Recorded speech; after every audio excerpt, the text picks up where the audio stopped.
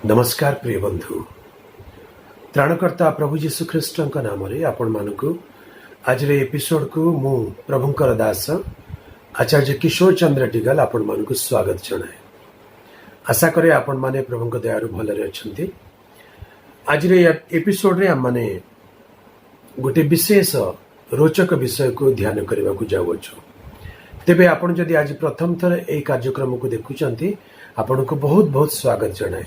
एई कार्यक्रम को लगातार देखिबा पाई एवं प्रभुंक वाक्य बाइबल रो धारावाहिक अध्ययन को जानिबा पाई आपण एई चैनल को सब्सक्राइब कर दियंतु एवं बेल आइकन को मध्य दाबी दियंतु।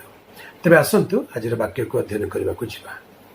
प्रभुंकर प्रिय लोक माने आज एपिसोड रे हम जो विषय ध्यान करबा को जिबा से विषय शीर्षक हेबो हर्मिगिदोन युद्ध, द बैटल ऑफ आर्मागेदोन।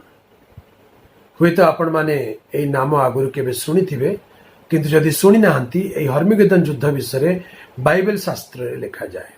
आउ यह होची ईश्वर मनुष्य सहित बा समग्र विश्ववासी मानक विरुद्ध रे स्वर्गरु प्रभु यीशु ख्रीष्ट एई युद्ध रे निजे युद्ध करबा को ओलाई आसीबे। एई हर्मिगेदोन युद्ध बोली याकु नामकरण काहेकि करा जायछि? एई नामकरण प्रकाशित वाक्य 16 पर्व 16 पदरे हमने देखा पाओ। प्रकाशित वाक्य 16 पर्व 16 पद ए प्रकार लिखा जाए, से अपवित्र आत्मा माने राजा मानंकु एब्री भाषा रे हर्मिगिदोन नामक स्थान रे एकत्र कले। हर्मिगिदोन नामक स्थान रे एकत्र कले।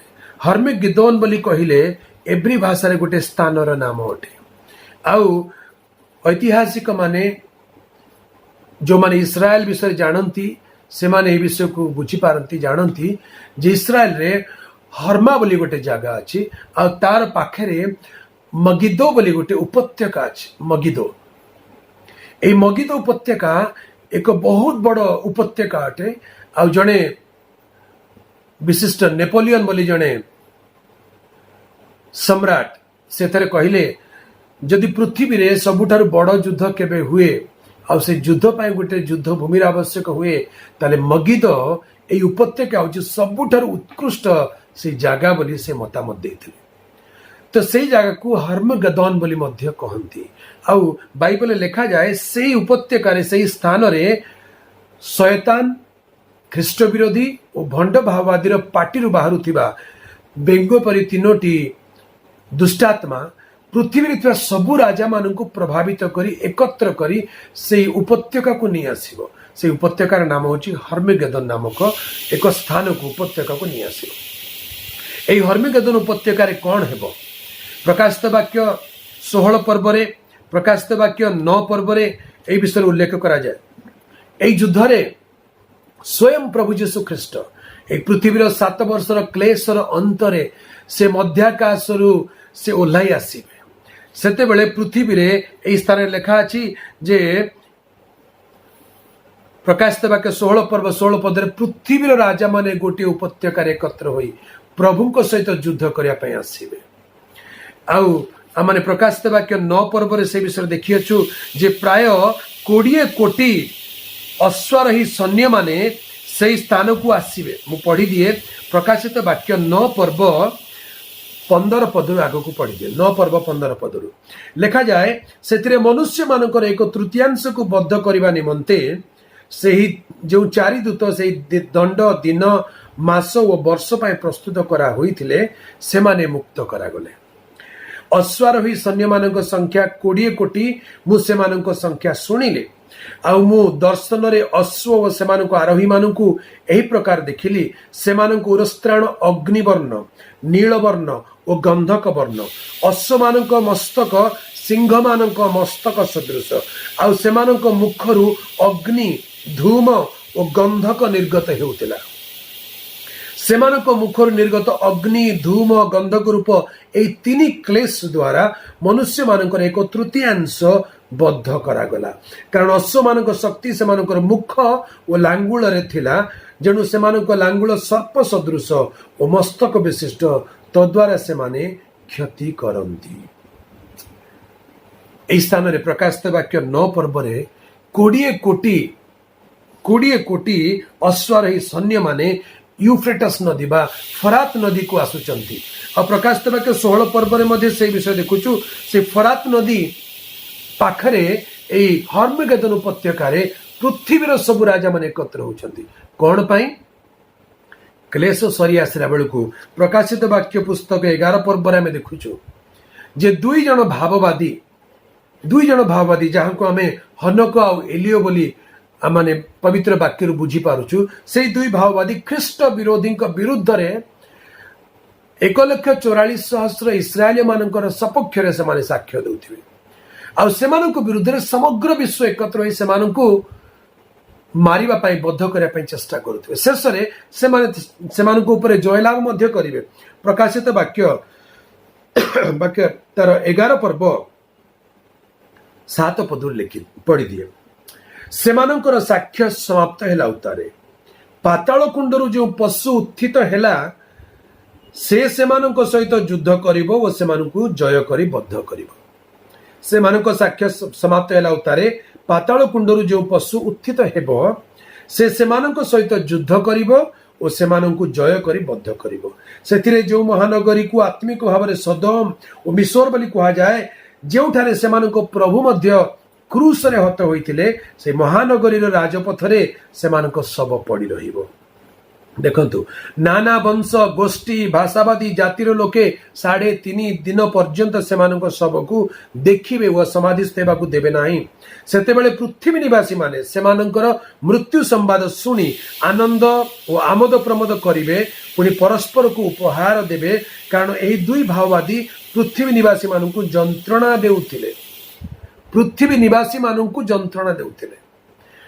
हनक आ एलियो बा शेष समर महाक्लेश समय दुई साक्षी समग्र पृथ्वीवासी मानकू क्लेश देउथिले तेणु समग्र पृथ्वीवासी सेमानक विरुद्ध रे एकमेली होइचंती 3.5 वर्ष पर्यंत सेमानकर क्षति करि पारिले नाही। शेष रे ख्रीष्ट विरोधी सेमानकू जय करी बद्ध करिदेला। तबे एही प्रकारे समग्र विश्व रे राजा मानक मध्य एकता आसीबो।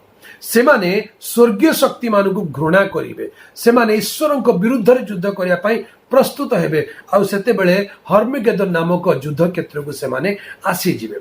एई युद्ध क्षेत्र को आसिला बेले ये याकू कहंती this is called the battle of the mother of all battles समस्त युद्धर मानकर माता the mother of all battles बोली हर्मगेदन युद्ध को कहा जाए कारण ए प्रकार युद्ध पृथ्वी आरंभ केबे हेई नहीं कि हब भी नाही। एथिरे प्रभु यीशु स्वयं युद्ध करिवे से मध्याकाशरु आगमन करिवे ताहाको आगमन विषय वर्णना करा जाए प्रकाशित वाक्य 19 पर्व 11 पद तल को लिखा अछि। देखंतु तत्परे मु स्वर्ग को उन्मुक्त देखिली आउ देख गोटे श्वेत वर्ण अश्व ताहार आरोही नाम विश्वस्त व सत्य से न्याज्य रूपे विचार व युद्ध करंती ताहांको चक्षु अग्नि शिखा सदृश ताहांको मस्तक रे अनेक मुकुट आउ ताहांकर गोटे नाम लिखित अछि सही नाम ताहांको बिना अन्य केही जाने नहीं।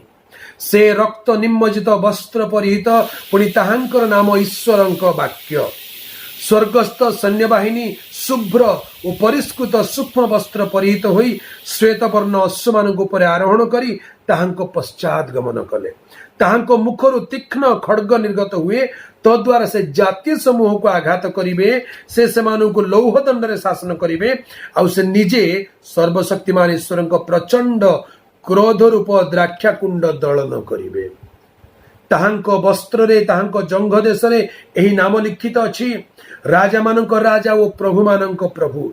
तत्पर मु जने दूतंकु स्वर्ग मध्य रे सूर्य मध्य रे दंडायमान होइतिबार देखिली से आकाश उड़ीबा समस्त पक्षी की उच्च स्वर रे डाकी कहले आस ईश्वरंक महाभोज रे एकत्र हुओ जेपरि तुम्हें माने राजा मानकर सेनापति मानकर पराक्रमी मानकर अश्व व अश्वरोही मानकर स्वाधीन व पराधीन क्षुद्र व महान समस्त लोकंकर मांस भक्षण करिवो।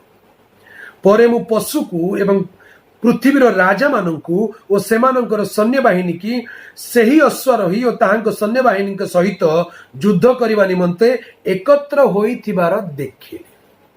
कोठी एकत्र होइचंती हर्मगेदन बोली उपत्यका ये हूँ हर्मगेदन युद्धर प्रस्तुति यही प्रकार हर्मगेदन युद्ध प्रस्तुत हुए आ से युद्ध रे कौन हेबो लेखा अछि सेतिरे से पशु धरा पड़िला ଖ୍ରୀଷ୍ଟ ବିରୋଧୀ ଧରା ପଡ଼ିଲା। ଆଉ ଯେଉଁ ଭଣ୍ଡ ଭାଓବାଦୀ ତାହାର ସାକ୍ଷାତରେ ଆଶ୍ଚର୍ଯ୍ୟ କର୍ମ ସବୁ କରି ତଦ୍ୱାରା ପଶୁର ମୁଦ୍ରାଙ୍କ ପ୍ରାପ୍ତ ଲୋକମାନଙ୍କୁ ତାହାର ପ୍ରତିମା ପୂଜକମାନଙ୍କୁ ଭ୍ରାନ୍ତ କରିଥିଲା, ସେ ମଧ୍ୟ ତାହାର ସଙ୍ଗରେ ଧରା ପଡ଼ିଲା। ସେମାନେ ଉଭୟେ ଜୀବିତ ଅବସ୍ଥାରେ ଗନ୍ଧକ ପ୍ରଜ୍ୱଳିତ ଅଗ୍ନିରେ ନିକ୍ଷିପ୍ତ ହେଲେ। ପ୍ରକାଶିତ ବାକ୍ୟ 19 ପର୍ବରେ ଲେଖାଯାଏ, ସମଗ୍ର ବିଶ୍ୱର ରାଜା ମାନେ ଏକ ଉପତ୍ୟକାରେ ପ୍ରଭୁ ଯୀଶୁଙ୍କ ସହିତ ଯୁଦ୍ଧ କରିବା ପାଇଁ ଏକତ୍ର ହେବେ। ଆଉ ପ୍ରଭୁ ଯୀଶୁ ମଧ୍ୟାକାଶରୁ ଶ୍ଵେତବର୍ଣ୍ଣ ଅଶ୍ୱରେ ଆରୋହଣ କରି ଦୂତ ସାଧୁ ମାନଙ୍କ ସହିତ ଆସିଲା ବେଳେ ଏହି ବିଶ୍ୱର ସମସ୍ତ ରାଜା ମାନେ ତାଙ୍କ ବିରୁଦ୍ଧରେ ଯୁଦ୍ଧ କରିବାକୁ ଉଠିଥିବେ। ଲେଖାଯାଏ ସେ ବିଷୟରେ ପୁରାତନ ନିୟମ ଜିଖର୍ୟ ଭାଓବାଦୀଙ୍କ ପୁସ୍ତକ ତାର 14 ପର୍ବରେ ଆହୁରି ବିସ୍ତୃତ ଭାବରେ ଲେଖାଯାଏ। ଦେଖନ୍ତୁ, ମୁଁ ପଢି ଦଉଛି 14 ପର୍ବ 1 ପଦରୁ। ଦେଖ, ସଦାପ୍ରଭୁଙ୍କର ଏକ ଦିନ ଆସୁଅଛି, ସେ ସମୟରେ ତୁମ୍ଭ ସମ୍ପତ୍ତି ତୁମ୍ଭ ମଧ୍ୟରେ ବିଭକ୍ତ କରାଯିବ, କାରଣ ଜେରୁସାଲେମ ବିରୁଦ୍ଧରେ ସଂଗ୍ରାମ ପାଇଁ ସମସ୍ତ ଗୋଷ୍ଠୀକୁ ଆମେ ସଂଗ୍ରହ କରିବା। ପୁଣି ନଗର ଶତ୍ରୁ ହସ୍ତଗତ ଓ ଗୃହ ଗୁଡିକ ଲୁଟିତ ହେବ ଓ ସ୍ତ୍ରୀ ମାନେ ବଳତ୍କୃତା ହେବେ, ଆଉ ନଗରର ଅର୍ଦ୍ଧେକ ଲୋକ ବନ୍ଦୀ ହୋଇଯିବେ ଓ ଅବଶିଷ୍ଟ ନଗରରୁ ଉଚ୍ଛିନ୍ନ ହେବେ ନାହିଁ।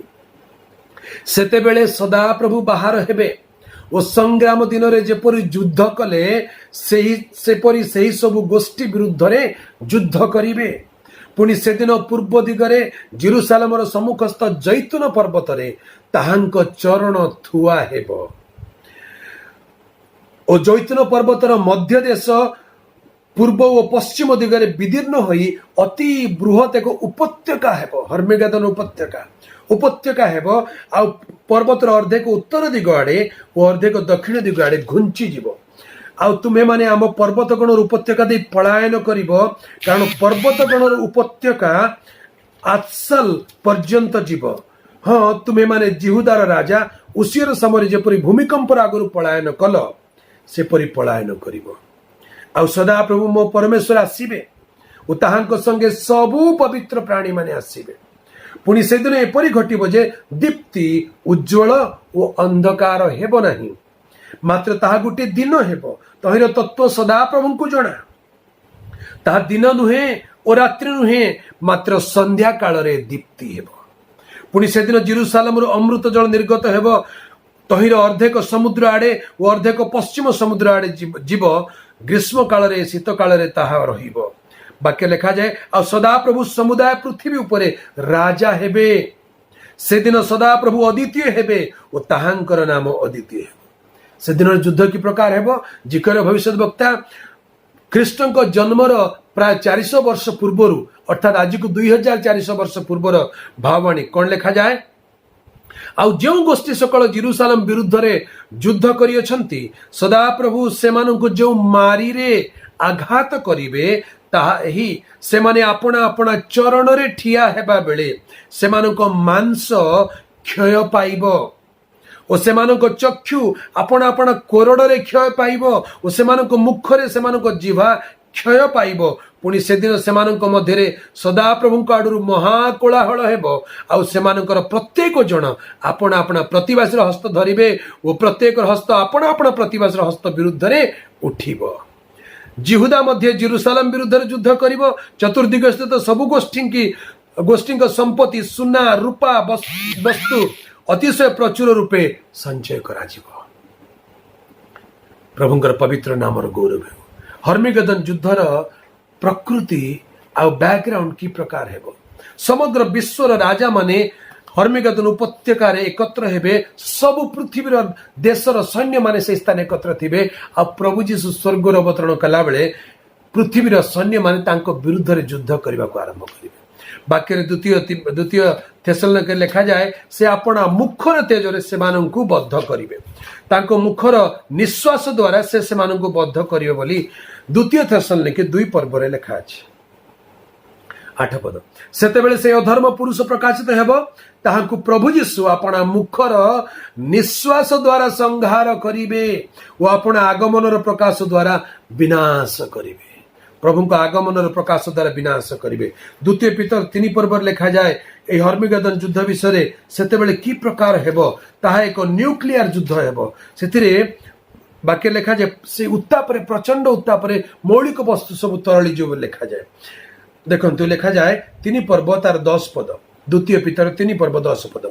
प्रभुंक दिन चोरर परि उपस्थित हेब, सही दिन आकाश मंडल महाशब्द सह लोप पाइब, पुणी मौलिक वस्तु सब प्रचंड उत्ताप तरली जीव एवं पृथ्वी और तन्मध्यस्थ मनुष्यकृत वस्तु सब दग्ध हेब। हर्मिगेदन युद्ध रे न्यूक्लियर वेपन व्यवहार करा जीव। सेथिरे लेखा अछि जो माने युद्ध करबा को ठिया हिथिबे, ठिया ठिया थिबे सेमानक शरीर चर्म मांस सब तरली जीव, चक्षुरे कोरडा रे चक्षु तरली जीव। न्यूक्लियर रिएक्शन रे ए प्रकार घटिबो बोली वैज्ञानिक माने मत दियंती। तबे एई युद्ध रे समग्र विश्ववासी बोली कहले किए, जो माने ईश्वर लोक नुहंती, जो माने ख्रीष्ट विरुद्ध रे अधीनस्थ प्रजा, जो माने ताहांकु प्रणाम करंती, ख्रीष्ट विरुद्ध रे संख्या धारण करंती, चिन्ह धारण करंती, सेई प्रकार लोक जो माने मन परिवर्तन करंती नाही, सेई प्रकार लोक ईश्वर विरुद्ध रे युद्ध करिया पाई से दिन उठिबे। आ प्रभु यीशु संग्राम रे दिन रे निजे ओल्हाई आसीबे आ सेमानंकु हर्मिगेदन युद्ध रे समस्त को संहार करिवे। किछि किछि लोक बंची जिवे, से गोष्ठी मानक मध्य किछि किछि लोक बंची जिवे। जो माने बंची जिवे सेमानकर कोन हबो, से माने नई नई डरी डरी प्रभु यीशु को राज्य रे से माने आसे शरण देबे। वाक्य लेखा अछि जिकरिया 14 पर्व 17 पद लेखा अछि 16 पद। आ जो गोष्ठी सब जेरूशलेम विरुद्ध रे आसिले सेमानंको मध्यरु जो माने अवशिष्ट रहिबे, से प्रत्येक सैन्याधिपति सदाप्रभु राजांको निकटरे प्रणाम करिवा पाई ओ पत्रकुटीर पर्व पालन करिवा पाई वर्ष को वर्ष आसीबे। प्रभु को भय करी सहस्र वर्ष राजत्व प्रभु यीशु ए हर्मिगेदन युद्ध रे समग्र विश्ववासी को जय करिवे, तांकर मुख निर्गत खड्ग द्वारा जय करिवे, तांकर मुखर से वाक्य द्वारा जय करिवे। आ ख्रीष्ट विरोधी को भंड भावती को जीवंता धरी अनंत अग्निमय हृदय निक्षेप करदेवे। आ से पृथ्वी रे तांको राज्य स्थापन करिवे। सेतेबेले जो माने अवशिष्ट बंची जाइतिबे से माने पृथ्वीर सब गोष्ठी मध्यरु जो माने सैन्याधिपति सदाप्रभु राजांको निकटरे प्रणाम करिवा पाई जेरूशलेम को आसीबे नाही, सेमानंको ऊपर किछि जल वृष्टि हेबो नाही, पनिशमेंट प्रभु देवे। तामाने समस्ते प्रभुंको निकटको आसीबा को बाध्य। तापर शांति राज्यर आरंभ हेबो। ए शांति राज्यर आरंभ विषय बाइबल अति सुंदर कथा लिखा जाइछि। शांति राज्य कि प्रकार हेबो, प्रभु यीशु निजे राजा हेबे, पृथ्वी को शासन करिवे, पृथ्वीवासी मानकर कि प्रकार परिस्थिति हेबो से विषय माने प्रभुंको वाक्य बाइबल आगामी दिन मानकर अध्ययन करिबा। तेबे संक्षेप रे आज हर्मिगेदन युद्ध विषय आम शिक्षा कलु। आउ थे मुझे सम अप कर दिए, आउ थे मुझे संक्षेप आपण मानक निकट कही दिए।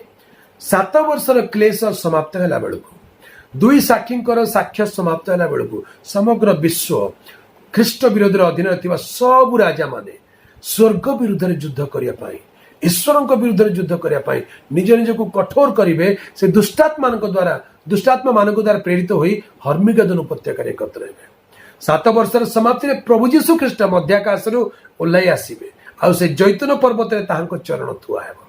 सेतेबेले पृथ्वी रे एई एकत्र हेतुवा राजा मानक सहित तांकर युद्ध, से अस्त्र नेकी युद्ध करिबा दरकार नै, मुखर निश्वास द्वारा से सेमानको संहार करिवे। से राजा मानक राजा, प्रभु मानक प्रभु, ख्रीष्ट विरोधी भंड भावादी को जीवंता से धरिवे, आउ अनंत अग्निमय हृदय जीवंता निक्षेप करिदेवे। सेतेबेले हर्मिगेदन उपत्यका को आस्थिबा सबु राजा माने, मंत्री माने, सेनापति माने समस्ते मारा जिवे। आउ सेति पई प्रकाशित वाक्य 19 पर्व रे पढुछु, आकाशर पक्षी मानकु आह्वान करा जाउची, से माने राजा मानकर मांस खाइबे, से मानकर रक्त चूसिबे बोली लेखा अछि। ये होची हर्मिगेदन युद्ध, एक भयंकर युद्ध, जो युद्ध रे प्रभु यीशु निजे ख्रीष्ट विरोधी आ तार लोक मानक विरुद्ध युद्ध करिवे। आज आम हर्मिगेदन युद्ध विषय प्रभुंक वाक्य अल्प विषय ध्यान कलु। आ गोटे युद्ध विषय वाक्य लिखा जाए, से युद्धर नाम होची गोग मैगोग युद्ध। ए गोग मैगोग युद्ध सहस्र वर्षर राजत्व पर घटिबो। ए गोग मैगोग युद्ध कि प्रकार हेबो, किए के युद्ध करिवे, केते दिन युद्ध चलिबो, कि प्रकार युद्ध हेबो, गोग मैगोग युद्ध विषय मध्य बाइबल लिखा जाए। तेबे आगामी दिन मानकरे प्रभुंक इच्छा हेले आमे से युद्ध विषय मध्य अध्ययन करबा को जिबा।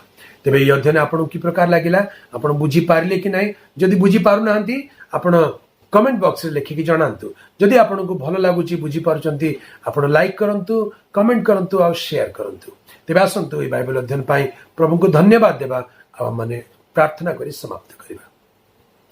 प्रिय प्रभु तुमको धन्यवाद आज एपिसोड पाई प्रभु एपिसोड रे हर्मगेदन युद्ध विषय तुम वाक्य लिखित विषय को अल्प ध्यान करने सुजोग देल से धन्यवाद। ए अध्ययन को देखुवा प्रत्येक प्रिय लोक मान आशीर्वाद कर ए वाक्य बुझापी शक्ति दियो एवं तुम इच्छा मान जीवन में तुम्हें सफल करी गौरव संभ्रम महिमा पाओ। प्रार्थना शुणिला धन्यवाद त्राणकर्ता प्रभु जीशु नाम मागिलु पिता आमेन आमेन। प्रिय बंधु प्रभु आपण को प्रचुर आशीर्वाद करंतु तेबे आगामी एपिसोड पुनर्बार देखा से पर्यंत आपण अपेक्षा रहूची। समस्त को नमस्कार। Praise the Lord.